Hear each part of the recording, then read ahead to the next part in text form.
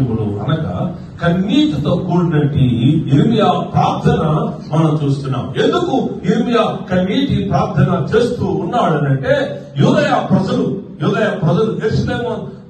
యెరూషలేము నుండి వారు పారిపోయారు, తిరిగిపోయారు. మరి దౌర్భాగ్యులైపోయారు, దరిద్రులైపోయారు, నివాసం లేని వారు అయిపోయారు, ఇల్లు లేని వారు అయిపోయారు, ఆరోగ్యం లేని వారు అయిపోయారు, అడవి పాలైపోయారు, అరణ్య పాలైపోయారు. ఎందుకు అంటే దేవుని విడిచిపెట్టడం వల్ల.